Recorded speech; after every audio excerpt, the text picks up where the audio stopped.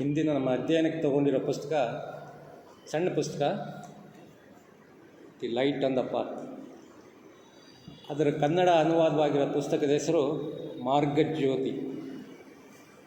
ಈ ಪುಸ್ತಕಕ್ಕೆ light on the path ಅಂತ ಯಾಕೆ ಹೆಸರಿಟ್ಟಿರ್ಬೋದು ಅಂತ ನಾವು ತಿಳ್ಕೊಳ್ಳೋಣ. ನಾವು ನಿತ್ಯ ಜೀವನದಲ್ಲಿ ಲೈಟ್ ಇಲ್ಲದೆ ಇದ್ದರೆ ನಾವು ಬದುಕೋಕ್ಕಾಗುತ್ತಾ? ನಮ್ಗೆ ಏನೂ ಕಾಣೋದೇ ಇಲ್ಲ. ನಮ್ಮ ಡೈಲಿ ಆ್ಯಕ್ಟಿವಿಟೀಸಲ್ಲಿ ಏನೂ ಕಾಣೋದಿಲ್ಲ. ನಮಗೆ 12 ಗಂಟೆ ಕತ್ತಲು, 12 ಗಂಟೆ ಬೆಳಕಿರ್ತದೆ. ಅದೇ ಕೆಲವು ಕಡೆ ಸೌತ್ ಪೋಲ್, ನಾರ್ತ್ ಪೋಲಲ್ಲಿ 6 ತಿಂಗಳು ಕತ್ತಲು, 6 ತಿಂಗಳು ಬೆಳಕಿರ್ತದೆ. ಈಗ ನಮಗೆ ಅನಿಸ್ಬೋದು, ಬೆಳಕಿಲ್ಲ ಅಂದರೂ ಪರವಾಗಿಲ್ಲ, ನಾವು ಓಡಾಡ್ತೀವಿ, ಒಂದು 10 ವರ್ಷ 20 ವರ್ಷದಿಂದ ಮನೇಲಿದ್ದೀವಿ. ರಾತ್ರಿ 9 ಗಂಟೆಗೆ ಕರೆಂಟ್ ಹೋಯ್ತು ಅಂತಂತಂದರೆ ನಾನು 20 ವರ್ಷದಿಂದ ಇದೇ ಮನೇಲಿದ್ದೀನಿ, ಎಲ್ಲಿ ಬೇಕಾದರೂ ಹೋಗ್ತೀನಿ ಅಂತಂದರೆ ಸ್ವಲ್ಪ ಅಲ್ಲಿ ಹೋಗ್ಬೋದು. ನಿಮ್ಗೆ ಎಷ್ಟೇ ಮನೆಯಲ್ಲಿ ಎಷ್ಟೇ ನಿಮಗೆ ಮೂಲೆ ಗೊತ್ತಿದ್ರೂ ಲೈಟ್ ಇಲ್ಲ ಅಂತಂದರೆ ಇವು ಬೀಳೋದೇ. ಸಣ್ಣದು ದೀಪ ಆದರೂ ಬೇಕು, ಟಾರ್ಚ್ ಆದರೂ ಬೇಕು, ಅಥವಾ ಒಂದು ಸಣ್ಣ ದೀಪ ಮುಂಚೆ ಬರ್ತಾಯಿತ್ತಲ್ಲ ಅದಾದರೂ ಬೇಕು, ಇಲ್ಲ ಬೆಂಕಿ ಕಟ್ಟಿ ಆದರೂ ಬೇಕು. ಅಂದರೆ ನಮ್ಮ ಜೀವನ ಡೇ ಟು ಡೇ ಆ್ಯಕ್ಟಿವಿಟೀಸ್ಗೆ ನಮಗೆ ಬೆಳಕು ಬೇಕು. ಅಂಥದ್ರಲ್ಲಿ ಈ ಯೋಗ ಮಾರ್ಗದಲ್ಲಿ ಹೋಗಬೇಕಾದ್ರೆ ನಮಗೆ ಲೈಟ್ ಬೇಕಲ್ವ. ಮತ್ತು ಇನ್ನೊಂದಿದೆ ಇದರಲ್ಲಿ, ಯಾರಿಗೆ ಬೇಕು ಅಂದರೆ ನಾವು ಆಧ್ಯಾತ್ಮದಲ್ಲಿ ಮುಂದುವರೆದ್ಬಿಟ್ಟಿದ್ವಿ, ನಮಗೆ ಬೇಕಾ ಬೇಡವಾ ಅಂತಂತಂದರೆ ಇದನ್ನು ನಾವು ಒಂದು ಎಕ್ಸಾಂಪಲ್ ನೋಡ್ಬೋದು. ಈಗ ಹಿಮಾಲಯ ಪರ್ವತ, ಇದು ಆಧ್ಯಾತ್ಮ ಅಥವಾ ಯೋಗ ಮಾರ್ಗದಲ್ಲಿ ಏನಂದರೆ ಮೇಲ್ಗಡೆಗೆ ಹೋಗೋದೆ ಅಲ್ವಾ, ನಿವೃತ್ತಿ ಮಾರ್ಗಕ್ಕೆ ಹೋಗುವಂಥದ್ದು. ಹಿಮಾಲಯ ಪರ್ವತ ಏರಬೇಕಾದಾಗ ನಮಗೆ ಸ್ಟಾರ್ಟಿಂಗಲ್ಲಿ ಬೆಳಕು ಬೇಕು, ಅಂದರೆ ಅದ್ರ ಬಗ್ಗೆ ತಿಳುವಳಿಕೆ ಇರಬೇಕು.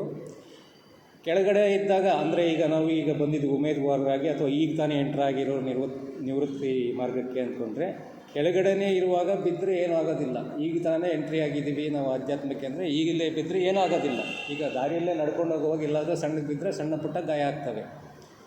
ಪರ್ವತ ಅಂತ ಇಟ್ಕೊಳ್ಳಿ, ಒಂದು ಅರ್ಧ ಕಿಲೋಮೀಟ್ರ್ ಹತ್ತಿರ್ತೀವಿ ಹಿಮಾಲಯ ಪರ್ವತ, ಅಲ್ಲಿ ಬಿದ್ದರೂ ಇನ್ನು ಸ್ವಲ್ಪ ಕೈಕಾಲು ಸ್ವಲ್ಪ ಫ್ರ್ಯಾಕ್ಚರ್ ಆಗ್ಬೋದು, ಇದಾಗ್ಬೋದು. ಮೇಲಕ್ಕೆ ಹೋದಂಗೆ ಹಿಮಾಲಯ ಪರ್ವತ ಯಾರಾದರೂ ಏರಿದ್ರೆ ಅಥವಾ ಮಾನಸರೋವರ್ಗೆ ಹೋಗಿದ್ದರೆ ಅವ್ರನ್ನ ಕೇಳಿ ನೋಡಿ, ಅಲ್ಲಿಂದ ಏನಾದರೂ ಜಾರಿ ಬಿದ್ದರೆ ಚಾನ್ಸೇ ಇಲ್ಲ.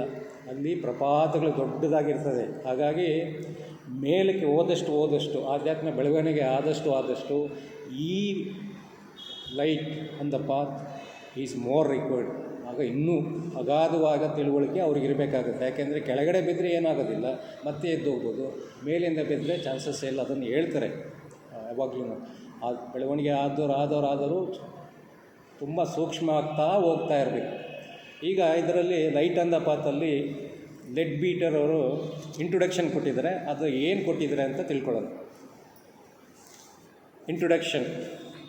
On the title page of the first edition of this book, published in 1885, it is described as a treatise written for the personal use of those who are ignorant of the Eastern wisdom and who desire to enter in its influence. 1885ರಲ್ಲಿ ಪ್ರಕಟಿಸಲ್ಪಟ್ಟ ಈ ಪುಸ್ತಕದ ಮೊದಲನೆಯ ಮುದ್ರಣದ ಮುಖಪುಟದಲ್ಲಿ ಈಗ ಇದರಲ್ಲಿ light on the path ಇದೆ. ಆಗ ಇದು ಪ್ರಾಚ್ಯ ಜ್ಞಾನದ ಬಗ್ಗೆ ಅರಿವಿಲ್ಲದವರ ಮತ್ತು ಅದರ ಪ್ರಭಾವದೊಳಕ್ಕೆ ಪ್ರವೇಶಿಸಲು ಬಯಸುವವರ ವೈಯಕ್ತಿಕ ಉಪಯೋಗಕ್ಕಾಗಿ ಬರೆಯಲ್ಪಟ್ಟ ಒಂದು ಪ್ರಕರಣದ ಗ್ರಂಥ ಎಂದು ವಿವರಿಸಲಾಗಿದೆ. ಆಗ ಫಸ್ಟ್ ಪ್ರಿಂಟ್ ಆದಾಗ ಈ ಥರ ಇತ್ತು. But the book it self begins with the statement that these rules are written for all disciples. ಎಲ್ಲರಿಗೂ ಬರೆದಿರುವಂಥದ್ದು.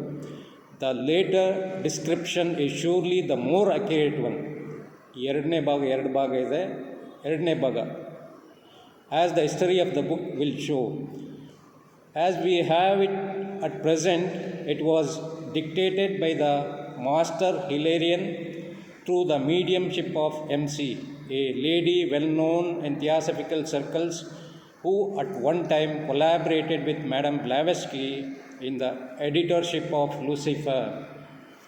ಆದರೆ ಎಲ್ಲ ಶಿಷ್ಯರ ಶಿಕ್ಷಣಕ್ಕಾಗಿ ಈ ನಿಯಮಗಳನ್ನು ಬರೆಯಲಾಗಿದೆ ಎಂಬ ಹೇಳಿಕೆಯೊಂದಿಗೆ ಈ ಪುಸ್ತಕವು ಪ್ರಾರಂಭವಾಗುವುದು. ಎಲ್ಲ ಶಿಕ್ಷಕರ ಶಿಕ್ಷಣಕ್ಕಾಗಿ ಕಲಿಯೋಕ್ಕೆ ಈ ನಿಯಮಗಳನ್ನು ಬರೆಯಲಾಗಿದೆ. ಇದರಲ್ಲಿ ನಿಯಮಗಳು ಬರ್ತವೆ ಮುಂದೆ. ಈ ಪುಸ್ತಕದ ಚರಿತ್ರೆಯೇ ತೋರಿಸುವಂತೆ ಮೇಲಿನ ವಿವರಣೆಯು ನಿಜವಾಗಿಯೂ ಹೆಚ್ಚು ಕರಾರುವಕ್ಕಾದುದು. ಈಗಿರುವಂತೆ ಈ ಪುಸ್ತಕವನ್ನು ಮಹಾತ್ಮ ಹಿಲೇರಿಯನ್ರವರು ಥಿಯಾಸಫಿ ವಲಯದಲ್ಲಿ ಚಿರಪರಿಚಿತರಾದ ಮೇಬಲ್ ಕಾಲಿನ್ಸ್ ಎಂಬ ಮಹಿಳೆಯ ಮಾಧ್ಯಮದ ಮೂಲಕ ಹೇಳಿ ಬರೆಸಿದರು. ಒಂದು ಕಾಲದಲ್ಲಿ ಈಕೆ ಲೂಸಿಫರ್ ಎಂಬ ಪತ್ರಿಕೆಯ ಸಂಪಾದಕತ್ವದಲ್ಲಿ ಮೇಡಮ್ ಬ್ಲೆವಟ್ಸ್ಕಿಯವರ ಜೊತೆಗೂಡಿ ಕೆಲಸ ಮಾಡಿದವರು. ಮಹಾತ್ಮ ಹಿಲೇರಿಯನ್ರವರು ಬರೆದಿರೋದು ಈ book.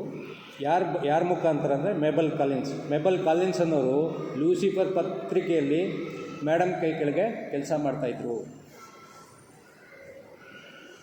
The Master Hilarion received it from his teacher. ಹಿಲೇರಿಯನ್ಗಾದರೆ ಎಲ್ಲಿಂದ ಬಂತು? His teacher, the great one who among theosophical students is sometimes called the Venetian, but even he is the author only of part of it. It has passed through 3 phases. Let us set them down in order. ಹಿಲೇರಿಯನ್ ಅವ್ರಿಗೆ ಹೇಗೆ ಬಂತು ಅಂತ ಹೇಳ್ತಾ ಇದ್ದಾರೆ ಇಲ್ಲಿ. ಹಿಲೇರಿಯನ್ ಋಷಿಗಳು ಇದನ್ನು ತಮ್ಮ ಸ್ವಂತ ಗುರುಗಳಿಂದ ಪಡೆದರು. ಹಿಲೇರಿಯನ್ರವರು ತಮ್ಮ ಸ್ವಂತ ಗುರುಗಳಿಂದ ಪಡೆದರು. ಆ ಗುರುಗಳು ಯಾರಂತಂದರೆ, ಇವರನ್ನು ಥಿಯಾಸಫಿಯ ವಿದ್ಯಾರ್ಥಿಗಳು ಕೆಲವು ವೇಳೆ ವೆನೇಷಿಯನ್ ಮಹಾತ್ಮರು ಎಂದು ಕರೆಯುತ್ತಾರೆ. ಆದರೆ ಅವರೂ ಕೂಡ ಅದರ ಒಂದು ಭಾಗಕ್ಕೆ ಮಾತ್ರ ಕರ್ತೃವಾಗಿದ್ದರು. ಅದು 3 ಮಜಲುಗಳ ಮೂಲಕ ಹಾದು ಹೋಗಿದೆ. ಅವುಗಳನ್ನು ನಾವು ವ್ಯವಸ್ಥಿತ ರೂಪದಲ್ಲಿ ಜೋಡಿಸೋಣ. 3 ಹಂತಗಳಲ್ಲಿ ಹೋಗಿದೆಯಂತೆ, ಅದನ್ನು ವ್ಯವಸ್ಥಿತ ರೂಪವಾಗಿ ಜೋಡಿಸೋಣ. ಅಂದರೆ ಹಿಲೇರಿಯನ್ ಅವರು ಮೇಬಲ್ ಕಾಲಿನ್ಸ್ ಮುಖಾಂತರ ಬರೆದಿದ್ದು, ಮೇಬಲ್ ಕಾಲಿನ್ಸ್ ಅವರು ಲೂಸಿಫರ್ ಪತ್ರಿಕೆ ಬ್ಲೆವಟ್ಸ್ಕಿ ಮೇಡಮ್ ಅವರು ನಡೆಸಿದ ಲೂಸಿಫರ್ ಪತ್ರಿಕೆ ಜೊತೆ ಕೆಲಸ ಮಾಡ್ತಾಯಿದ್ರು. ಹಿಲೇರಿಯನ್ ಋಷಿಗಳಿಗೆ ಯಾರು ಕೊಟ್ಟಿದ್ದು ಅಂತಂದರೆ ವೆನೇಷಿಯನ್ ಮಹಾತ್ಮರು. ಅವರು ಕೂಡ ಅಲ್ಲ ಅಂತ ಹೇಳ್ತಾರೆ ಮತ್ತೆ ಇದರಲ್ಲಿ ಮುಂದೆ. It is but a small book even now. ಈಗಲೂ ಸಹ ಇದು ಸಣ್ಣ ಪುಸ್ತಕನೇ. But the first form in which we see it is smaller yet. ಇದಕ್ಕಿಂತ ಮುಂಚೆದಾದರೆ ಇದಕ್ಕಿಂತ ಚಿಕ್ಕದಾಗಿತ್ತು. It is a palm leaf manuscript old beyond computation, so old that even before the time of Christ men had already forgotten its date and name of its writer and regarded its origin as lost in the mists of prehistoric antiquity. It consists of 10 leaves, and on each leaf are written 3 lines only. For in a palm leaf manuscript the lines run along the page and not across it as with us. Each line is complete in itself, a short aphorism. In order that these 30 lines may be clearly distinguishable, they are printed in this edition in black type. The language in which these aphorisms are written is an archaic form of Sanskrit. ಇಂದಿಗೂ ಸಹ ಅದು ಒಂದು ಚಿಕ್ಕ ಪುಸ್ತಕವಾಗಿಯೇ ಇದೆ. ಆದರೆ ನಾವು ನೋಡಿರುವಂತೆ ಅದರ ಮೊದಲನೆಯ ರೂಪವು ಇನ್ನೂ ಚಿಕ್ಕದು. ನಾವು ಈ ಪುಸ್ತಕ ನಮ್ಮ ಹತ್ರ ಇರೋದೇ ಚಿಕ್ಕದು. ಇದರ ಮೂಲ ರೂಪ ನೋಡಿದ್ರೆ ಇದಕ್ಕಿಂತ ಚಿಕ್ಕದು. ಅದು ಬಹು ಪುರಾತನ ಕಾಲದ ಒಂದು ತಾಳೆಗರಿಯ ಹಸ್ತಪ್ರತಿ. ಅದನ್ನೆಲ್ಲ ಬರೆದಿದ್ದು ತಾಳೆಗೆರೆ ಮೇಲೆ. ಅದು ಎಷ್ಟು ಹಳೆಯದಾಗಿತ್ತಂದರೆ ಕ್ರಿಸ್ತಶಕಕ್ಕೆ ಬಹುಮುಂಚೆ ಅದನ್ನು ಬರೆದ ಕಾಲವನ್ನು ನಿರ್ಧರಿಸುವುದಕ್ಕೆ ಆಗುತ್ತಿರಲಿಲ್ಲ. ನಾವೀಗ 2022 ಇದ್ದೀವಿ. ಅದಕ್ಕೆ ಮುಂಚೆನೇ ಗೊತ್ತಿರಲಿಲ್ಲ ಯಾವಾಗ ಬರೆದಿದ್ರು ಅಂತಂದ್ಬಿಟ್ಟು. ಅದನ್ನು ಯಾರು ಬರೆದರು ಎಂಬ ವಿಷಯವೂ ಕೂಡ ಭೂತಕಾಲದಲ್ಲಿ ಹುದುಗಿ ಹೋಗಿದೆ. ಅದರಲ್ಲಿ 10 ತಾಳೆ ಗರಿಗಳಿದ್ದಾವೆ. ಪ್ರತಿಯೊಂದರಲ್ಲೂ 3 ಸಾಲುಗಳ ಬರವಣಿಗೆ ಮಾತ್ರ ಇದೆ. 10 ತಾಳೆ ಗರಿಗಳಿದ್ದಾವೆ. ಒಂದೊಂದರಲ್ಲಿ 3 ಲೈನ್ ಇದ್ದಾವೆ. ಏಕೆಂದರೆ ತಾಳೆಗರಿಯ ಹಸ್ತಪ್ರತಿಯಲ್ಲಿ ಸಾಲುಗಳು ಅಡ್ಡವಾಗಿ ಹೋಗದೆ ನಾವೀಗೆಲ್ಲ ಅಡ್ಡ ಹೋಗೋದು. ಅವರೆಲ್ಲ ಉದ್ದ ಇತ್ತು ಅದರಲ್ಲಿ ತಾಳೆಗೆರೆಯಲ್ಲಿ ಬರೆದಾಗ. ತಾಳೆಗೆರೆಯ ಉದ್ದಕ್ಕೂ ಹೋಗುತ್ತವೆ. ಪ್ರತಿ ಸಾಲು ಸಂಪೂರ್ಣವಾದ ಹ್ರಸ್ವಸೂತ್ರದಂತೆ ಇರುತ್ತದೆ. ಒಂದು ಲೈನ್ ಇದೆಯಲ್ಲ ಅದು ಪೂರ್ಣ ಸೂತ್ರವಾಗಿದೆ. ಈ 30 ಸಾಲುಗಳನ್ನು ಒಂದು ಪ್ರತಿಯಲ್ಲಿ 3 ಸಾಲಿದ್ದರೆ 10 ಪ್ರತಿಗಳಲ್ಲಿ 30 ಸಾಲು ಸ್ಪಷ್ಟವಾಗಿ ಗುರುತಿಸುವುದಕ್ಕೋಸ್ಕರ ಈ ಮುದ್ರಣದಲ್ಲಿ ಅವುಗಳನ್ನು ದಪ್ಪಕ್ಷರದಲ್ಲಿ ಈ ಪುಸ್ತಕದಲ್ಲಿ ನೋಡಿದರೆ ಎಲ್ಲನೂ ಆ ಸೂತ್ರಗಳನ್ನು ದಪ್ಪಕ್ಷರಗಳಲ್ಲಿ ಬರೆದಿದ್ದಾರೆ. ಇದರ ಭಾಷೆಯು ಸಂಸ್ಕೃತ ಭಾಷೆಯ ಒಂದು ಬಹುಪುರಾತನ ರೂಪ. ಸಂಸ್ಕೃತ ಭಾಷೆನೇ ಪುರಾತನದು, ಅದಕ್ಕಿಂತ ಪುರಾತನದ ಒಂದು ರೂಪ. The Venetian master translated them from Sanskrit into Greek for the use of his Alexandrian pupils, of whom the master Hilarion was one in his incarnation as Iamblichus. Not only did he translate the aphorisms, but he added to them certain explanations which we shall do well to take along with the original. For example, if you look at the first three aphorisms, we shall see that paragraph marked 4, which follows them, is clearly intended as a commentary, so that we should read it thus: kill out ambition, but work as those who are ambitious. Kill out desire of life, but respect life as those who desire it. Kill out desire of comfort, but be happy as those who live for happiness. ವೆನೇಷಿಯನ್ ಮಹಾತ್ಮರು ಯಾಕೆ ಬರೆದಿದ್ರು ಅಂತ ಹೇಳ್ತಾ ಇದ್ದಾರೆ. ತಮ್ಮ ಅಲೆಕ್ಸಾಂಡ್ರಿಯನ್ ಶಿಷ್ಯರ ಸಲುವಾಗಿ ಇದನ್ನು, ಅದು ಸಂಸ್ಕೃತದಲ್ಲಿ ಬರೆದಿತ್ತು, ಅವ್ರಿಗೆ ಅಲೆಕ್ಸಾಂಡ್ರಿಯನ್ ಶಿಷ್ಯರಿದ್ದರು, ಅವ್ರಿಗೆ ಅರ್ಥ ಆಗಲಿ ಅಂದ್ಬಿಟ್ಟು ಸಂಸ್ಕೃತದಿಂದ ಗ್ರೀಕ್ ಭಾಷೆಗೆ ಬರೆದಿದ್ರು. ಯಾರು? ವೆನೇಷಿಯನ್ ಮಹಾತ್ಮರು ಸಂಸ್ಕೃತದಿಂದ ಈಜಿಪ್ಟಿಯನ್ ಭಾಷೆಗೆ ಬರೆದ್ರು, ಗ್ರೀಕ್ ಭಾಷೆಗೆ ಬರೆದ್ರು. ಹಿಲೇರಿಯನ್ ಅವರು ಅವರ ಶಿಷ್ಯರಲ್ಲಿ ಒಬ್ಬರಾಗಿದ್ದರು. ಆ ಜನ್ಮದಲ್ಲಿ ವೆನೇಷಿಯನ್ ಮಾಸ್ಟರ್ ಇದ್ರಲ್ಲ, ಮಹಾತ್ಮರಿದ್ರಲ್ಲ, ಆ ಜನ್ಮದಲ್ಲಿ ಹಿಲೇರಿಯನ್ನವರು ಅವರ ಶಿಷ್ಯರಾಗಿದ್ದರು. ಆಗ ಅವರ ಹೆಸರು, ಯಾವಾಗ ಮಹಾತ್ಮರ ಶಿಷ್ಯರಾಗಿದ್ದರು, ವೆನೇಷಿಯನ್ ಮಹಾತ್ಮರ ಶಿಷ್ಯರಾಗಿದ್ದರು ಹಿಲೇರಿಯನ್ನು ಹಿಂದಿನ ಯಾವುದೋ ಜನ್ಮದಲ್ಲಿ, ಆಗ ಅವರ ಹೆಸರು ಐಯಾಂಬ್ಲಿಕಸ್ ಆಗಿತ್ತು. ವೆನೇಷಿಯನ್ ಮಹಾತ್ಮರು ಈ ಗ್ರಂಥವನ್ನು ಭಾಷಾಂತರಿಸಿದ್ದಲ್ಲದೆ ಇದನ್ನು ಸಂಸ್ಕೃತಿಯಿಂದ ಗ್ರೀಕ್ಗೆ ಭಾಷಾಂತರ ಮಾಡಿದರು. ಮತ್ತು ಅದರ ಜೊತೆಗೆ ತಮ್ಮದೇ ಆದ ಕೆಲವು ವಿವರಣೆಗಳನ್ನು ಸೇರಿಸಿದರು. ಇದು ಸೂತ್ರಗಳನ್ನು ಭಾಷಾಂತರ ಮಾಡಿದರು ಸಂಸ್ಕೃತದಿಂದ ಗ್ರೀಕ್ ಲ್ಯಾಂಗ್ವೇಜ್ಗೆ. ಮತ್ತು ಅವ್ರದ್ದು ಅದು ವಿವರಣೆ ಕೂಡ ಸೇರಿಸಿದರು. ಯಾವ ಥರ ಸೇರಿಸಿದ್ದಾರೆ ಅಂತ ನಮಗೆ ಇಲ್ಲಿ ಹೇಳ್ತಾ ಇದ್ದಾರೆ. ಉದಾಹರಣೆಗೆ, ಮೊದಲ 3 ಸೂತ್ರಗಳನ್ನು ಭಾಷಾಂತರಿಸಿದ ನಂತರ ಅವುಗಳ ವಿವರಣೆಗಾಗಿ 4ನೇ ಸಾಲನ್ನು ತಾವೇ ಬರೆದು ಸೇರಿಸಿದರು. ಇದು ವ್ಯಾಖ್ಯಾನವೆಂಬುದು ಸ್ಪಷ್ಟವಾಗಿ ಸೂಚಿತವಾಗಿರುವುದರಿಂದ ನಾವು ಆ ವಾಕ್ಯಗಳನ್ನು ಕೆಳಕಂಡ ರೀತಿಯಲ್ಲಿ ಓದಿಕೊಳ್ಳಬೇಕಾಗುತ್ತದೆ. ಅವರು ಇದರಿಂದ ಭಾಷಾಂತರ ಮಾಡಿದ ಸಂಸ್ಕೃತದಿಂದ ಗ್ರೀಕ್ಗೆ ಸೂತ್ರಗಳನ್ನು 3 ಆದಮೇಲೆ 3 ಸೂತ್ರಗಳನ್ನು ಭಾಷಾಂತರ ಮಾಡಿಸಿದ್ದಾದಮೇಲೆ 4 ಅಂತ ಕೊಡ್ತಾರಲ್ಲ, ಅದು ಅವರ ವಿವರಣೆ ಕೊಟ್ಟರು. ಯಾರು? ವೆನೇಷಿಯನ್ ಮಾಸ್ಟ್ರೇ ವಿವರಣೆ ಕೊಟ್ಟಿದ್ರು. ಅದನ್ನು ನಾವು ಯಾವ ಥರ ಓದಬೇಕು ಅಂತ ಹೇಳ್ತಾ ಇದ್ದಾರೆ. ಯಾಕಂದರೆ ಪುಸ್ತಕದಲ್ಲಿ ಬೇರೆ ಥರ ಪ್ರಿಂಟ್ ಆಗಿರುತ್ತೆ. ಒಂದು ಸೂತ್ರ ಆದಮೇಲೆ ಮತ್ತೆ 4ನೇದಕ್ಕೆ ಹೋಗಿ ಅದರ ಸ್ವಲ್ಪ ತೊಗೊಂಡು ಇದು ಬರಬೇಕು. ಅದು ಹೇಗೆ ಓದಬೇಕು ಅನ್ನೋದು ಕೂಡ ನಮಗೆ ಅವಾಗಲೇ ಬರೆದಿಟ್ಟಿದ್ದಾರೆ. ಯಾರು? ವೆನೇಷಿಯನ್ ಮಾಸ್ಟರ್. ಮಹತ್ವಾಕಾಂಕ್ಷೆಯನ್ನು ಕೊಂದು ಇದು ಸೂತ್ರ, ಅದಕ್ಕೆ ವಿವರಣೆ 4ನೇದರಲ್ಲಿ ಕೊಡ್ತಾರೆ ಅವರು. 4ನೇ ಇದರಲ್ಲಿ ನಂಬರ್ 4 ಅನ್ನೋ ಕಡೆ. ಆದರೆ ಮಹತ್ವಾಕಾಂಕ್ಷೆಯುಳ್ಳವರು ಕೆಲಸ ಮಾಡುವಂತೆ ಕೆಲಸ ಮಾಡು. 2ನೇ ಸೂತ್ರ, ಜೀವನದ ಮೇಲಿನ ಆಶೆಯನ್ನು ಕೊಂದು ಅದ್ರ ವಿವರಣೆ ಇದರಲ್ಲಿ 4ನೇ ಇದರಲ್ಲಿ ಕೊಡ್ತಾರೆ. ಆದರೆ ಜೀವನದ ಮೇಲೆ ಆಶೆಯುಳ್ಳವರಂತೆ ಅದಕ್ಕೆ ಮನ್ನಣೆ ಕೊಡು. 3ನೇ ಸೂತ್ರ, ಸುಖಾಪೇಕ್ಷೆಯನ್ನು ಕೊಂದು ಅದ್ರ ವಿವರಣೆ 4ನೇದಲ್ಲಿ ಕೊಡ್ತಾರೆ ಮತ್ತೆ. ಆದರೆ ಸುಖಕ್ಕೋಸ್ಕರ ಬಾಳುವವರಂತೆ ಸುಖಿಯಾಗಿರು.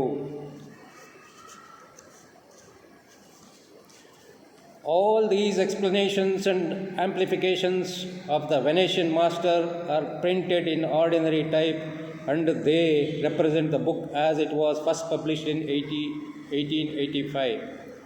ಆ ಎಕ್ಸ್ಪ್ಲನೇಷನ್ನೆಲ್ಲನೂ ಮಾಮೂಲಿ ರೆಗ್ಯುಲರ್ ಆರ್ಡಿನರಿ ಪ್ರಿಂಟ್ ಥರನೇ ಮಾಡಿದರೆ. For the Master Hilarion translated it from Greek into English and gave it in that form. Almost immediately after it was printed, he added to it number of most valuable notes of his own. ವೆನೇಷಿಯನ್ ಮಹಾತ್ಮರ ಈ ಎಲ್ಲ ವಿವರಣೆಗಳು ಮತ್ತು ವಿಸ್ತಾರಕಗಳನ್ನು ಸಾಧಾರಣ ಅಕ್ಷರಗಳಲ್ಲಿ ಮುದ್ರಿಸಲಾಗಿದೆ. ವೆನೇಷಿಯನ್ master ವಿವರಣೆ ಕೊಟ್ಟಿದೆಯಲ್ಲ, ಅದನ್ನು ಸಾಧಾರಣ ಅಕ್ಷರಗಳಲ್ಲಿ ಮುದ್ರಣ ಮಾಡಿದೆ. ಆ ಸೂತ್ರಗಳನ್ನು ಮಾತ್ರ ದಪ್ಪ ಅಕ್ಷರಗಳಲ್ಲಿ ಮುದ್ರಣ ಮಾಡಿದೆ. ಅವು ಮೂಲ ಸೂತ್ರಗಳೊಡನೆ ಮೊದಲು 1885ರಲ್ಲಿ ಪ್ರಕಟಿಸಲ್ಪಟ್ಟ ಪುಸ್ತಕವನ್ನು ಪ್ರತಿನಿಧಿಸುತ್ತವೆ. ಅವರು ಯಾವಾಗ ಕೊಟ್ಟಿದ್ರು ಅದೇ ಥರ ಇದೆ. ಏಕೆಂದರೆ ಮಹಾತ್ಮ ಹಿಲೇರಿಯನ್ರವರು ಅದನ್ನು ಗ್ರೀಕ್ನಿಂದ ಇಂಗ್ಲೀಷ್ ಭಾಷೆಗೆ ಭಾಷಾಂತರಿಸಿ ಆ ರೂಪದಲ್ಲಿ ಕೊಟ್ಟರು. ಅದು ಮುದ್ರಣವಾಗುತ್ತಿದ್ದಂತೆ ಅವರು ಅದಕ್ಕೆ ತಮ್ಮದೇ ಆದ ಬಹುಮೂಲ್ಯವುಳ್ಳ ಅನೇಕ ಟಿಪ್ಪಣಿಗಳನ್ನು ಬರೆದು ಸೇರಿಸಿದರು. ಅದು ಪ್ರಿಂಟ್ ಆದಮೇಲೆ ಹಿಲೇರಿಯನ್ ಕೂಡ ಕೆಲವು ಟಿಪ್ಪಣಿಗಳು ಕೊಟ್ಟರು. ಅದನ್ನು ಕೂಡ ಸೇರಿಸಾಗಿದೆ. ಒಂದು ಒರಿಜಿನಲ್ ಸೂತ್ರಗಳು, ಅದಕ್ಕೆ ವಿವರಣೆ ವೆನೇಷಿಯನ್ ಮಹಾತ್ಮರು ಕೊಟ್ಟಿರೋದು, ಅದನ್ನು ಇಂಗ್ಲೀಷ್ ಭಾಷಾಂತರ ಹಿಲೇರಿಯನ್ ಮಾಸ್ಟರ್ ಮಾಡಿದ್ದಾದಮೇಲೆ ಅವರೇ ಹಿಲೇರಿಯನ್ ಮಾಸ್ಟರ್ ಕೂಡ ಅದಕ್ಕೆ ಟಿಪ್ಪಣಿಗಳನ್ನು ಕೊಟ್ಟಿದ್ದಾರೆ. For that first edition these notes were printed on separate pages, the backs of which were gummed so that they might be attached at the beginning and the end of the little book which had just passed through the press. Those notes are given here in their appropriate places, and each is headed in the word note.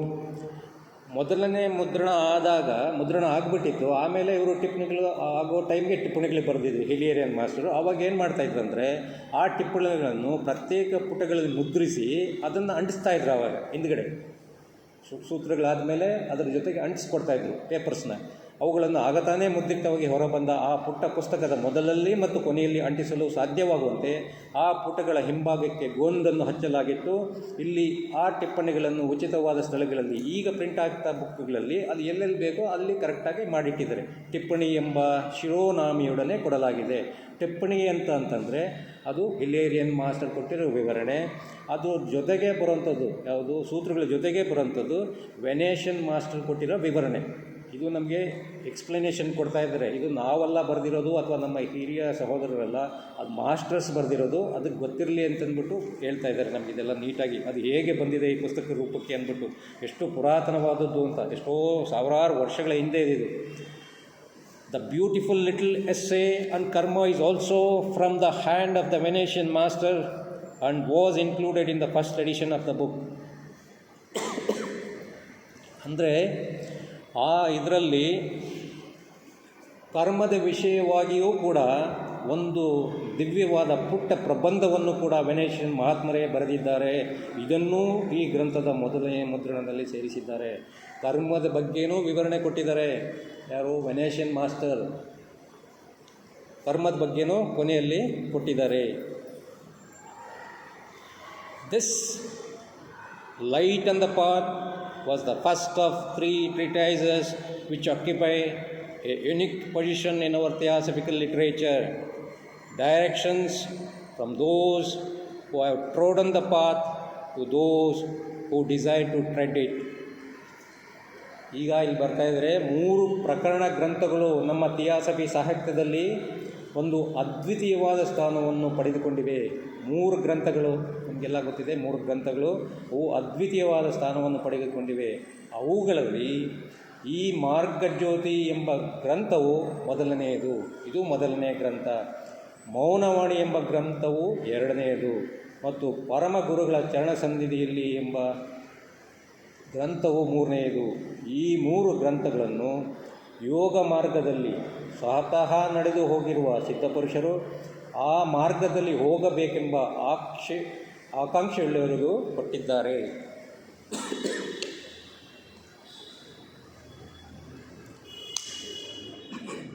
ಈ 3 ಪುಸ್ತಕಗಳನ್ನು ಕೊಟ್ಟಿದ್ದಾರೆ. ಒಂದು ಮಾರ್ಗಜ್ಯೋತಿ, ಎರಡನೇದು ಮೌನವಾಣಿ, ಮೂರನೇದು ಪರಮಗುರು ಚರಣ ಸನ್ನಿಧಿಯಲ್ಲಿ. ನೋಡಿ ಎಂಥ ಇಂಪಾರ್ಟೆಂಟ್ ಬುಕ್ಸ್ ಅಂತಂದ್ಬಿಟ್ಟು ನಾವು ಚಿಕ್ಕ ಪುಸ್ತಕಗಳಂದ್ಬಿಟ್ಟು ನೆಗ್ಲೆಕ್ಟ್ ಮಾಡ್ತೀವಿ.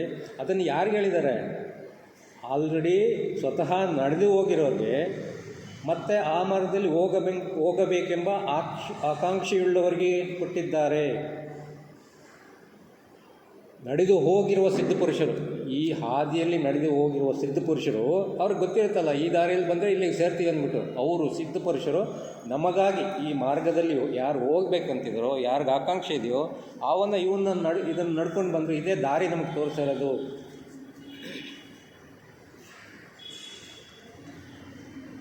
ಈಗ ಇಲ್ಲಿ ಲೆಡ್ ಬೀಟರ್ ಅವರು ಒಂದು ಎಕ್ಸ್ಪ್ಲನೇಷನ್ ಕೊಡ್ತಾ ಇದ್ದಾರೆ. ಇಲ್ಲಿ ಅಂದರೆ Leadbeater, remember that the late T Subbarao once told us that its precepts had several layers of meaning, that they could be taken over and over again as directions for different stages.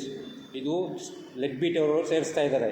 ಏನು ಹೇಳಿದ್ದಾರೆ ಅಂತಂತಂದರೆ, ಈ ಸೂತ್ರಗಳು ಹಲವು ಪದರಗಳ ಅರ್ಥವನ್ನು ಹೊಂದಿವೆ ಎಂದು ಯೋಗ ಮಾರ್ಗದ ಬೇರೆ ಬೇರೆ ಘಟ್ಟಗಳಲ್ಲಿರುವ ಸಾಧಕರು ಇವುಗಳನ್ನು ತಮ್ಮ ತಮ್ಮ ಮಟ್ಟಕ್ಕೆ ಸರಿಹೊಂದುವಂತೆ ಅನ್ವಯಿಸಿಕೊಂಡು ಅವುಗಳಿಂದ ಮಾರ್ಗದರ್ಶನ ಪಡೆಯಬಹುದೆಂದು ದಿವಂಗತ ಸ್ವಾಮಿ ಟಿ ಸುಬ್ಬರಾಯರು ಒಮ್ಮೆ ನಮಗೆ ಹೇಳಿದ್ದು ನನಗೆ ಜ್ಞಾಪಕವಿದೆ ಎಂದು ಲೆಗ್ ಬೀಟರ್ ಹೇಳ್ತಾ ಇದ್ದಾರೆ. ಅಂದರೆ ಪ್ರತಿಯೊಬ್ಬರು ಯಾವುದೇ ಹಂತದಲ್ಲಿದ್ದರೆ ಆ ಹಂತದಲ್ಲೇ ಈ ಪುಸ್ತಕ ಓದಿದರೆ ಅವರಿಗೆ ಬೇಕಾಗಿರುವಂಥ ಇನ್ಫಾರ್ಮೇಷನ್ ಇದು ಸೇರುತ್ತೆ, ಅವ್ರಿಗೆ ದಾರಿ ತೋರಿಸುತ್ತೆ ಅಂತ ಹೇಳ್ತಾ ಇದ್ದಾರೆ.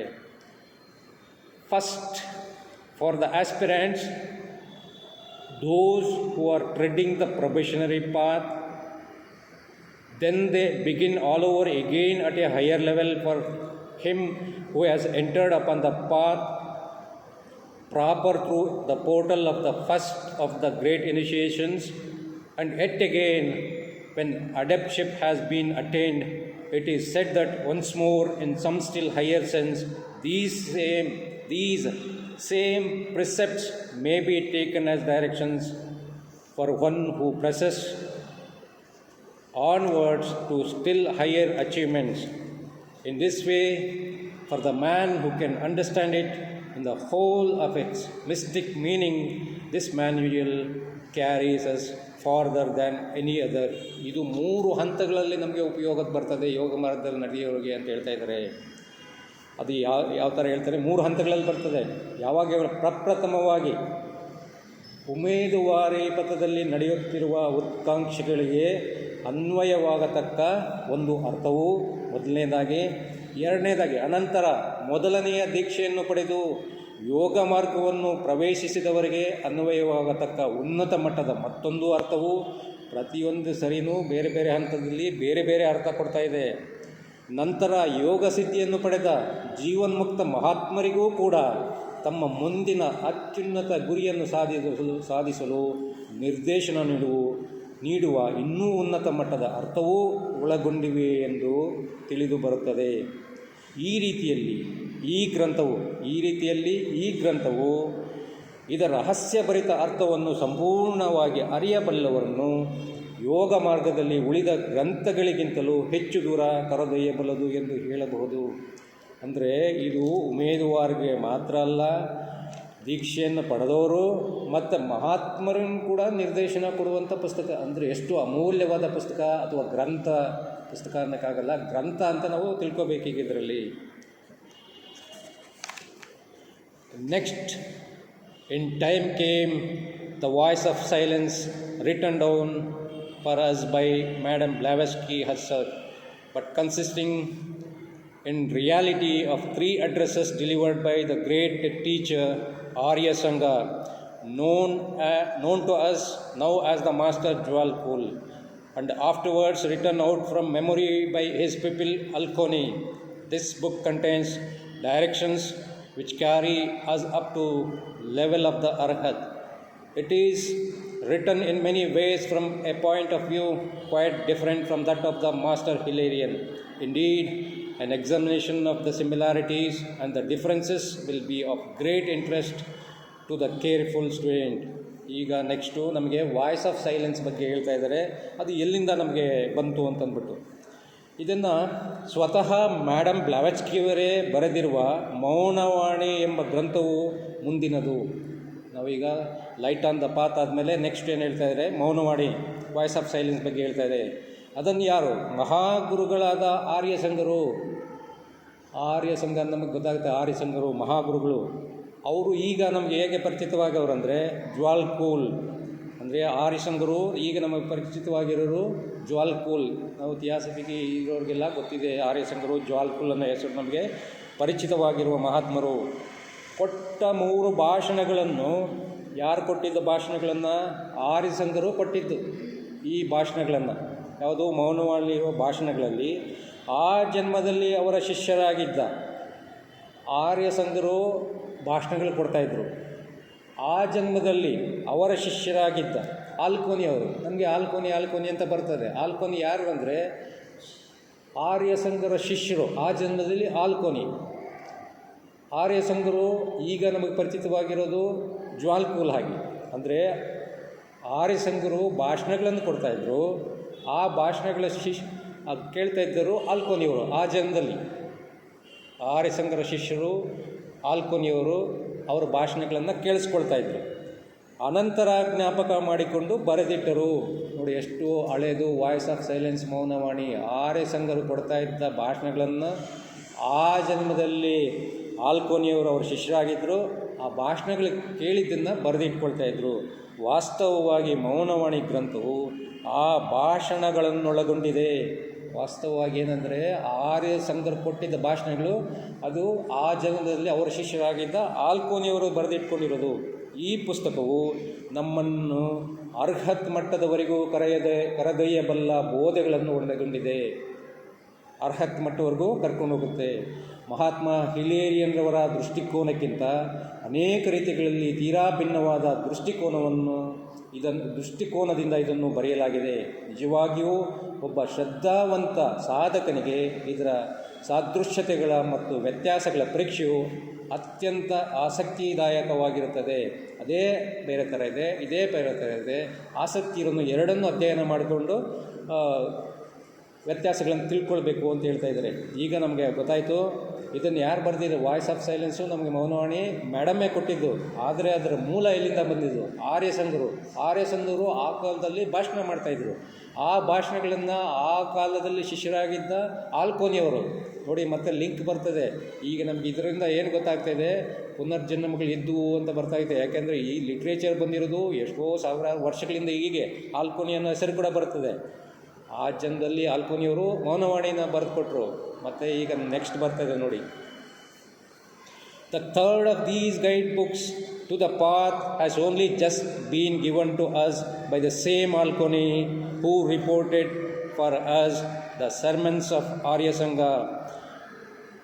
At the feet of the Master, he repeats for us the teachings given to him by the Master Kuthumi, teachings which were intended to prepare him for the first of the great initiations.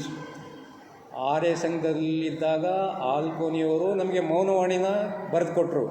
ಅದೇ ಆಲ್ಕೋನಿಯವರು ಈಗ ಈ ಜನ್ಮದಲ್ಲಿ J ಕೃಷ್ಣಮೂರ್ತಿಯಾಗಿ ಹುಟ್ಟಿದ್ದಾರೆ. ಆರ್ಯ ಸಂಘದ ಶಿಷ್ಯರಾಗಿದ್ದರು ಆಲ್ಕೋನಿ. ಆಗ ನಮಗೆ ಮೌನವಾಣಿ ಕೊಟ್ಟರು. ಈ ಜನ್ಮದಲ್ಲಿ ಜೆ ಕೃಷ್ಣಮೂರ್ತಿ ಆಗಿದ್ದರು. ಕುತುಮಿಯವ್ರ ಮುಖಾಂತರ ನಮಗೆ at the feet of the master ಅನ್ನೋದು ಕೊಟ್ಟಿದ್ದಾರೆ.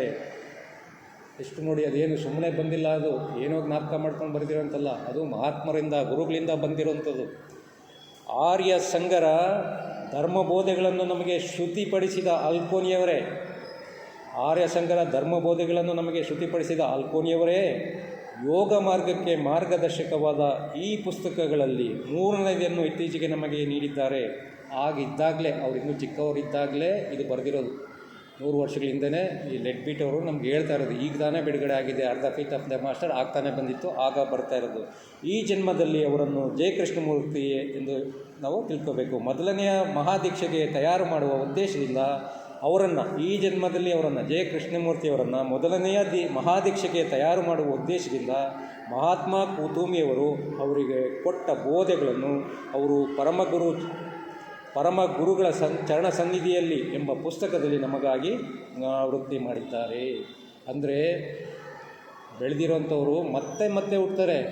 ಮತ್ತೆ ನಮ್ಮಂಥವ್ರಿಗೆಲ್ಲ ಸಹಾಯ ಮಾಡೋಕ್ಕೆ ನೀವು ಬನ್ನಿ, ಮುಂದುವರಿ. ಅಂದರೆ ಆಲ್ಕೋನಿಯವರು ಆರ್ಯ ಸಂಘರ ಶಿಷ್ಯರಾಗಿದ್ದರು, ಮತ್ತೆ ಹುಟ್ಟಿದರು. ಕುತುಮಿಗಳ ಮುಖಾಂತರ ನಮಗೆ ಈ ಮೆಸೇಜ್ ಕೊಡ್ತಾ ಇದ್ದಾರೆ. ನೀವು ಈ ಹಾದಿಯಲ್ಲಿ ಬರಬೇಕಂದ್ರೆ ಇದನ್ನು ಫಾಲೋ ಮಾಡಿ.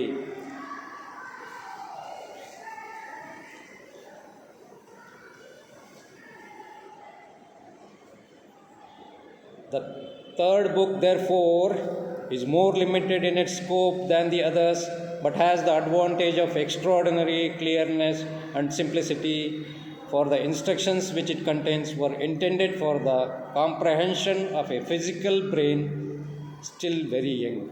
It is for the physical brain which was very young. ಆಗ ಬರೀ 10 ವರ್ಷ 12 ವರ್ಷ ಇದ್ದರು. ಆಗ ಫಿಸಿಕಲ್ ಬ್ರೈನ್ಗಾಗಲಿ ಅನ್ನೋದರಿಂದ ಅವರು ಕೊಟ್ಟಿದ್ದರು. ಆದ್ದರಿಂದ ಆ ಮೂರನೆಯ ಪುಸ್ತಕವು ಉಳಿದ 2 ಪುಸ್ತಕಗಳಿಗಿಂತ ವ್ಯಾಪ್ತಿಯಲ್ಲಿ ಹೆಚ್ಚು ಸೀಮಿತವಾಗಿದೆ. ಆದರೆ ಇದು ಅರ್ಥ ಮಾಡಿಕೊಳ್ಳಲು ಅಸಾಧಾರಣವಾಗಿ ಸ್ಪಷ್ಟವೂ ಸರಳವೂ ಆಗಿದೆ. ಏಕೆಂದರೆ ಇನ್ನೂ ಎಳೆಯದಾದ ಒಂದು ಸ್ಥೂಲ ಮೆದುಳಿನ ಗ್ರಹಿಕೆಗಾಗಿ ಕೊಟ್ಟ ಬೋಧೆಗಳನ್ನು ಈ ಪುಸ್ತಕವು ಒಳಗೊಂಡಿದೆ. ಜೆ ಕೃಷ್ಣಮೂರ್ತಿಯವರಿಗೆ ಆಗ ಕೇವಲ 13 ವರ್ಷಗಳಾಗಿದ್ದವು. The archaic Sanskrit manuscript which was the basis of light on the path, was also translated into Egyptian.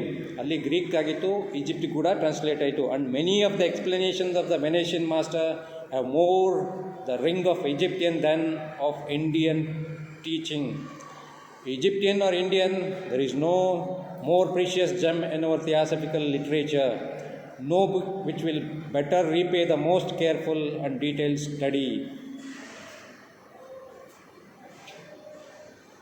ಮಾರ್ಗಜ್ಯೋತಿಗೆ ಆಧಾರವಾದ ಪುರಾತನ ಸಂಸ್ಕೃತ ಭಾಷೆಯ ಹಸ್ತಪ್ರತಿಯು ಈಜಿಪ್ಟಿಯನ್ ಭಾಷೆಗೆ ಕೂಡ ಭಾಷಾಂತರಿಸಲ್ಪಟ್ಟಿದೆ.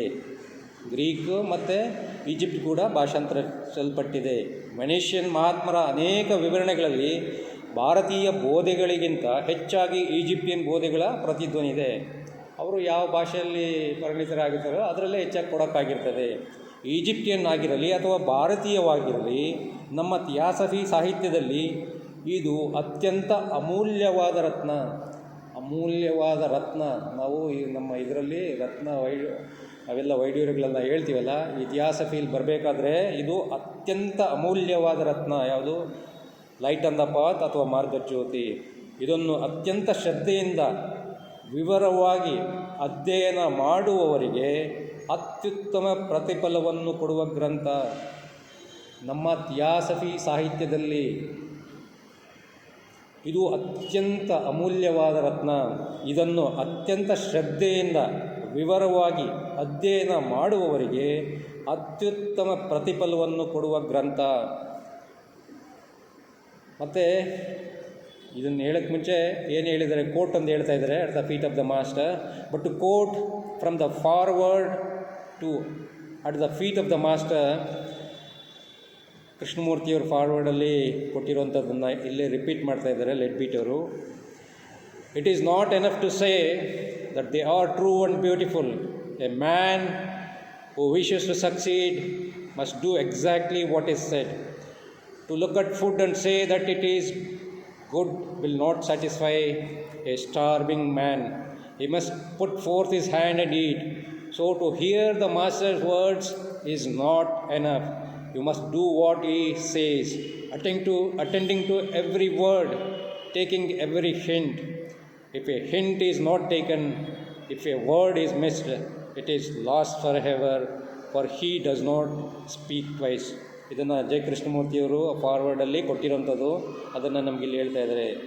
ಪರಮ ಗುರುಗಳ ಚರಣ ಸನ್ನಿಧಿಯ ಮುನ್ನುಡಿಯಿಂದ ಉದ್ಧರಿಸುವುದಾದರೆ ಅದು ಸತ್ಯವಾದದ್ದು ಮತ್ತು ಸುಂದರವಾದುದು ಎಂದು ಹೇಳಿದರಷ್ಟೇ ಸಾಲದು. ತುಂಬ ಚೆನ್ನಾಗಿದೆ ಪುಸ್ತಕ ಅಂತ ಹೇಳಿದರೆ ಸಾಲದು. ಜಯಶೀಲನಾಗಬೇಕೆಂದು ಬಯಸುವ ಮನುಷ್ಯನು ಆ ಮಾತುಗಳಂತೆ ಸ್ವಲ್ಪವೂ ತಪ್ಪದೆ ನಡೆದುಕೊಳ್ಳಬೇಕು. ಅದು ಸತ್ಯವಾದದ್ದು ಮತ್ತು ಸುಂದರವಾದುದು ಎಂದು ಹೇಳಿದರಷ್ಟೇ ಸಾಲದು. ತುಂಬ ಬ್ಯೂಟಿಫುಲ್ ಆಗಿದೆ, ತುಂಬ ಚೆನ್ನಾಗಿ ಬರೆದಿದ್ದಾರೆ ಅಂತ ಹೇಳಿದರೆ ಸಾಲದು. ಜಯಶೀಲನಾಗಬೇಕೆಂದು ಬಯಸುವ ಮನುಷ್ಯನು ಆ ಮಾತುಗಳಂತೆ ಸ್ವಲ್ಪವೂ ತಪ್ಪದೆ ನಡೆದುಕೊಳ್ಳಬೇಕು. ಆಹಾರದ ಕಡೆ ನೋಡಿ ಅದು ಬಹಳ ಚೆನ್ನಾಗಿದೆ ಎಂದು ಹೇಳಿದ ಮಾತ್ರದಿಂದ ಹಸಿದಿರುವ ಮನುಷ್ಯನ ಹೊಟ್ಟೆಯೂ ತುಂಬುವುದಿಲ್ಲ. ತಟ್ಟೆಯಲ್ಲಿ ಇಟ್ಕೊಂಡ್ಬಿಟ್ಟು ಸುಮ್ಮನೆ ಹಿಂಗೆ ನೋಡ್ತಾ ಇದ್ದರೆ ಹೊಟ್ಟೆ ತುಂಬೋದಿಲ್ಲ. ತಿನ್ಬೇಕು ತಾನೆ ಹಸಿದಿರೋನು. ಆತನು ತನ್ನ ಕೈ ನೀಡಿ ಊಟ ಮಾಡಬೇಕು. ಹಾಗೆಯೇ ಮಹಾತ್ಮರ ನುಡಿಗಳನ್ನು ಕೇಳಿಸಿಕೊಂಡರೆ ಮಾತ್ರ ಸಾಲದು. ಎಲ್ಲ ಉಪನ್ಯಾಸಗಳಿಗೆ ಹೋಗಿ ಬರೀ ಕೇಳಿಸ್ಕೊಂಡು ಬಂದರೆ ಸಾಲದು. ಅವರ ಪ್ರತಿಯೊಂದು ಮಾತಿಗೂ ಪ್ರತಿಯೊಂದು ಸೂಚನೆಗೂ ಗಮನ ಕೊಟ್ಟು ಅದರಂತೆ ನಡೆದುಕೊಳ್ಳಬೇಕು. ಅವರ ಪ್ರತಿಯೊಂದು ಮಾತಿಗೂ ಎಷ್ಟು ಸೂಕ್ಷ್ಮವಾಗಿ ಬರೆದಿರ್ತಾರೆ ಮಾತುಗಳನ್ನು. ಪ್ರತಿಯೊಂದು ಮಾತಿಗೂ ಪ್ರತಿಯೊಂದು ಸೂಚನೆಗೂ ನಮಗೆ ಅದರಲ್ಲಿ ಡೈರೆಕ್ಷನ್ ಕೊಟ್ಟಿರ್ತಾರೆ. ಗಮನ ಕೊಟ್ಟು ಅದರಂತೆ ನಡೆದುಕೊಳ್ಳಬೇಕು. ಒಂದು ಸುಳಿವನ್ನು ಗ್ರಹಿಸದಿದ್ದರೂ ನಮಗೆ ಪ್ರತಿಯೊಬ್ಬರಿಗೂ ಆ ಹಂತಕ್ಕೆ ತಕ್ಕಂಗೆ ಸುಳಿವು ಕೊಟ್ಟಿರ್ತಾರೆ. ಆ ಸುಳಿವನ್ನು ನಾವು ಗ್ರಹಿಸದೆ ಹೋದರೆ, ಒಂದು ಪದವೂ ತಪ್ಪಿ ಹೋದರೂ ಪ್ರತಿಯೊಂದು ಪದಕ್ಕೂ ಒಳ ಅರ್ಥ ಇದೆ. ಅದನ್ನು ತಪ್ಪಿ ಹೋದರೆ ಅದು ಎಂದೆಂದಿಗೂ ಕಳೆದು ಹೋದಂತೆಯೇ, ಅದು ಮತ್ತೆ ಕಳೆದು ಹೋದಂತೆಯೇ. ಏಕೆಂದರೆ ಅವರು ಯಾವುದನ್ನು 2 ಬಾರಿ ನುಡಿಯೋದಿಲ್ಲ, 2ನೇ ಸರಿ ಹೇಳೋದಿಲ್ಲ. ಅದಕ್ಕೆ ಗಮನವಿಟ್ಟು ಓದಬೇಕು ಮತ್ತು ಅರ್ಥ ಮಾಡ್ಕೊಳ್ಬೇಕು, ಅದು ಅನುಷ್ಠಾನ ಮಾಡಿಕೊಳ್ಬೇಕು. Definitely intended for the quickening of the evolution of those who are on the path. These books put forward ideals which men in the world are not usually prepared to accept. Only so far as a man lives the teaching will he be able really to understand it. If he does not practice it, it will remain a sealed book to him, and he will think of it as unpractical and useless. ನಾವು ಆಚರಣೆಗೆ ತಂದಿಲ್ಲ ಅಂದರೆ ಪುಸ್ತಕ ಏನು ಸರಿ ಇಲ್ಲ ಅಂತ ಹೇಳ್ತೀವಿ. But any honest effort to live, it will at once throw light upon it. Only in that way can this priceless pearl be appreciated. ಆವಾಗ ಮಾತ್ರ ಇದರ ಬೆಲೆ ನಮಗೆ ಗೊತ್ತಾಗುತ್ತೆ. ಯೋಗ ಮಾರ್ಗದಲ್ಲಿರುವವರ ಸಂಸರಣೆಯನ್ನು ತ್ವರಿತಗೊಳಿಸುವ ಖಚಿತ ಉದ್ದೇಶದಿಂದ ಈ ಪುಸ್ತಕಗಳು ಸಾಮಾನ್ಯ ಮನುಷ್ಯರಿಗೆ ಎಟುಕದ ಧ್ಯೇಯಗಳನ್ನು ಮಂಡಿಸುತ್ತದೆ. ಸಾಮಾನ್ಯ ಮನುಷ್ಯನಿಗೆ ಎಟುಕಕ್ಕಾಗದಿರೋಂಥ ಧ್ಯೇಯಗಳು ಇದರಲ್ಲಿರೋಂಥವು. ಯಾರು ಇದರ ಮಾರ್ಗದಲ್ಲಿ ಹೋಗಬೇಕು ಅಂತ ಡಿಸೈಡ್ ಬರ್ತಾರೋ ಅವ್ರಿಗೆ ಮಾತ್ರ ಆಗುತ್ತೆ. ಅವ್ರಿಗೆ ಕಷ್ಟ, ಸಾಮಾನ್ಯ ಮನುಷ್ಯರಿಗೆ ಆಗೋದೇ ಇಲ್ಲ. ಯೋಗ ಮಾರ್ಗದಲ್ಲಿರುವವರ ಸಂಸರಣೆಯನ್ನು ತ್ವರಿತಗೊಳಿಸ, ಬೇಗ ಮುಂದಕ್ಕೆ ಹೋಗಲಿ ಅನ್ನೋದಕ್ಕೋಸ್ಕರ ಖಚಿತ ಉದ್ದೇಶದಿಂದ ಈ ಪುಸ್ತಕಗಳು ಸಾಮಾನ್ಯ ಮನುಷ್ಯರಿಗೆ ಎಟುಕದ ಧ್ಯೇಯಗಳನ್ನು ಮಂಡಿಸುತ್ತವೆ. ಈ ಪುಸ್ತಕಗಳನ್ನು ನಾವು ಯಾರಿಗಾದ್ರೂ ಸಾಮಾನ್ಯ ಮನುಷ್ಯರಿಗೆ ಕೊಟ್ಟರೆ ಒಂದು ಅರ್ಧ ಗಂಟೆಯಲ್ಲಿ ಓದ್ಬಿಟ್ಟೆ ಅಂತ ಕೊಟ್ಬಿಡ್ತಾರೆ. ಬೇಕಾದ್ರೆ ಯಾರಿಗಾದ್ರೂ ಕೊಟ್ಟು ನೋಡಿ, at the feet of the ಮಾಸ್ಟರಲ್ಲಿ ಪರಮಗುರು ಚರಣ ಸನ್ನಿಧಿಯಲ್ಲಿ ಇದೇನೂ ಇಲ್ಲ ಅಂತ ಕೊಟ್ಬಿಡ್ತಾರೆ. ಅಂಥವ್ರಿಗೆಲ್ಲ ಇದು ಯೋಗ ಮಾರ್ಗದಲ್ಲಿ ಹೋಗೋಕ್ಕೆ ಹೊರಟಿರೋರಿಗೆ ತ್ವರಿತಗತಿಯಲ್ಲಿ ಹೋಗಲಿ ಅಂತ ಕೊಟ್ಟಿರೋ ಪುಸ್ತಕಗಳು. ಈ ಬೋಧೆಯನ್ನು ಒಬ್ಬ ಮನುಷ್ಯನು ಎಷ್ಟರ ಮಟ್ಟಿಗೆ ಅನುಷ್ಠಾನ ಮಾಡುತ್ತಾನೆಯೋ, ಈ ಬೋಧೆಯನ್ನು ಒಬ್ಬ ಮನುಷ್ಯನು ಎಷ್ಟರ ಮಟ್ಟಿಗೆ ಅನುಷ್ಠಾನ ಮಾಡುತ್ತಾನೆಯೋ ಅಷ್ಟರ ಮಟ್ಟಿಗೆ ಮಾತ್ರ, ಎಷ್ಟು ಪರ್ಸೆಂಟೇಜ್ ಆಫ್ ನಾವು ಅನುಷ್ಠಾನ ಮಾಡ್ತೀವೋ 10% ಮಾಡಿದ್ರೆ 10% ಮಾತ್ರ ಮುಂದಕ್ಕೆ ಹೋಗ್ತೀವಿ. ಆತನು ಅದನ್ನು ನಿಜವಾಗಿ ಅರ್ಥ ಮಾಡಿಕೊಳ್ಳಲು ಶಕ್ತನಾಗುತ್ತಾನೆ. ಆತನು ಅದನ್ನು ಅನುಷ್ಠಾನಕ್ಕೆ ತರದಿದ್ದರೆ, ಓದ್ಬಿಟ್ಟು ಅದನ್ನು ಅನುಷ್ಠಾನಕ್ಕೆ ತರದೇ ಇದ್ದರೆ ಅದು ಅವನ ಪಾಲಿಗೆ ಭದ್ರವಾಗಿ ಮುಚ್ಚಿದ ಪುಸ್ತಕವಾಗಿಯೇ ಉಳಿಯುತ್ತದೆ. ಹಾಗೂ ಆತನು ಅದು ಕಾರ್ಯಸಾಧ್ಯವಾದುದಲ್ಲ ಮತ್ತು ನಿಷ್ಪ್ರಯೋಜಕ ಎಂದು ಭಾವಿಸುತ್ತಾನೆ. ಅನುಷ್ಠಾನಕ್ಕೆ ತಂದರೆ ಮಾತ್ರ ಇದರ ವ್ಯಾಲ್ಯೂ ಗೊತ್ತಾಗುತ್ತೆ, ಇದು ಏನು ಎಂಥ ರತ್ನಗಳ ಅಲ್ವಾ ಅಂತ. ಇಲ್ಲ ಅಂದರೆ ಒಂದು ಸೀಲ್ ಮಾಡಿ ಬುಕ್ಕು ಕಬೋರ್ಡಲ್ಲಿ ಇಟ್ಟಂಗೆ ಇರ್ತದೆ ಅಷ್ಟೇ. ಆದರೆ ಅದರಂತೆ ಜೀವಿಸಲು ಮಾಡಿದ ಯಾವುದೇ ಪ್ರಾಮಾಣಿಕ ಪ್ರಯತ್ನವು ಕೂಡಲೇ ಅದರ ಮೇಲೆ ಬೆಳಕನ್ನು ಚೆಲ್ಲುತ್ತದೆ. ಪ್ರಾಮಾಣಿಕ ಪ್ರಯತ್ನ ಮಾಡಿದ್ರೆ ನಮಗೆ ಜ್ಯೋತಿ, ನಮ್ಮ ದಾರಿಗೆ ಬೆಳಕನ್ನು ಚೆಲ್ಲುತ್ತದೆ. ಈ ರೀತಿಯಲ್ಲಿ ಮಾತ್ರ ಇಂತಹ ಅಮೂಲ್ಯ ರತ್ನದ ಗುಣಗ್ರಹಣ ಮಾಡಲು ಸಾಧ್ಯ.